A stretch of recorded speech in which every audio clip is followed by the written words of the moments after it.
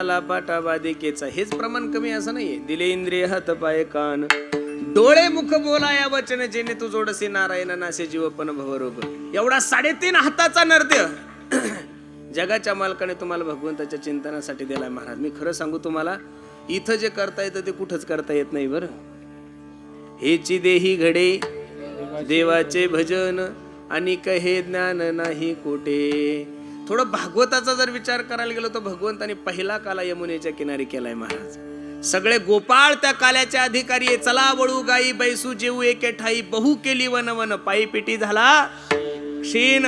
भगवंताने सर्वांच्या शिदोऱ्या एकत्रित केल्या आणि पहिला काला भगवंताने यमुनेच्या किनारी केला. त्या काल्याचं वर्णन करत असताना भागवतकार किती गोड वर्णन करतात. बिभरत वेणुम जठरपटयो शृंगवेत्रेचे कक्षे वामे पानमशल कवलम तत्फलांगिलिषु तिष्ठन मध्ये स्वप्री सूर्यो हासयन नर्ममी स्वे स्वर्गे लोके मिशती बुबुजे यज्ञ भूक भाल केले. भगवंताचं ते वर्णन पाहिल्यानंतर, भगवंताचं त्या गोपाळासोबत वागणं पाहिल्यानंतर, ते पाहिल्यानंतर स्वर्गातील देवाला सुद्धा या नरदेहाची काय झाली? ईर्ष्या निर्माण झाली. काय झाली? ईर्ष्या निर्माण झाली. खरं सांगू का तुम्हाला, काही गोष्टी त्या ठराविक इथं जे मिळतं ते स्वर्गात मिळत नाही. स्वर्ग म्हणजे एटीएम आहे. स्वर्ग म्हणजे काय? एटीएम आहे. ते एटीएम तुम्ही जसं बॅलन्स शिल्लक असलं तर स्वर्गातील तुम्हाला जसं जसं काही गोष्टीचा उपयोग घ्यायचे असेल तर एटीएम टाकायचे आणि पैसे काढायचे. पण एकदा का बॅलन्स संपलं, भगवान श्रीकृष्ण अर्जुनाला व्याध्यामध्ये सांगतात, अर्जुन ऐक, ते त्वं भुक्त्वा स्वर्ग लोकम विशालम शिने पुण्यमृत्य लोकम विशंती एवं त्रैधर्म्य मनु प्रपन्ना गतागतम काम कामा लभन्ते. मग तया पुण्याची पावटी सरे सवेची इंद्रपणाची उटी उतरे येऊ लागती माघारे मृत्यू लोका. म्हणून सर्वात महान जर आत्मा कोणता असेल तर हा देह आहे महाराज. तुम्ही पुण्यवान आहात की पाप पुण्य समान झाल्यानंतर माणसाला नरदेह मिळतो. जास्त पाप झालं की माणसाला नरकातही जावं लागतं आणि जास्त पुण्य झालं की माणसाला कुठं जावं लागतं? स्वर्गात जावं लागतं. म्हणून वारकरी संप्रदायातल्या कोणत्याच संताने देवाला स्वर्ग नाही मागितलं, देवाला मुक्ती नाही मागितली, मोक्ष नाही मागितला. उलट तर सर्व साधू संत म्हणतात, घेईन मी जन्म याच्यासाठी देवा, घेईन मी जन्म याच्यासाठी देवा, घेईन मी जन्म याच्यासाठी देवा, घेईन मी जन्म याच्यासाठी देवा, हो घेईन मी जन्म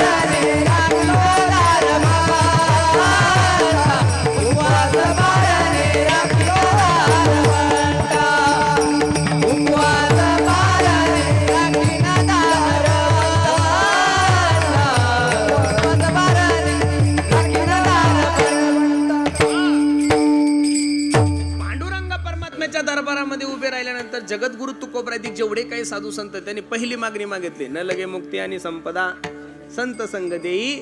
तू देवा आम्हाला काय मोक्ष देणार आहे? मोक्ष आम्हा घरी कामारी हे दाशी होय सांगो ऐसी तुका म्हणे. म्हणून सर्व साधू संतांनी जो अपेक्षा देवाकडे मागितली ती फक्त घेईन मी जन्म याच्यासाठी देवा. अरे आपण भाग्यवान आहात ना महाराज की आपल्याला जे पाहायला भेटलं ते स्वर्गातील देवांना नाही भेटलं महाराज. हा कालचा राम मंदिराचा मूर्ती प्राण प्रतिष्ठा सोहळा, जेवढा आपल्याला आनंद भोगता आला तेवढा स्वर्गातील देवाना नाही बरं महाराज. म्हणून आपण भाग्यवान आहे. मला तर विशेष वाटतं, आपण जेवढं 10 वर्षात पाहिलं तेवढं कोणीच पाहिलं नाही महाराज. आपण जेवढं 10 वर्षात पाहिलं तेवढं कोणीच पाहिलं नाही. कोणी बडबड नका करू म्हणत.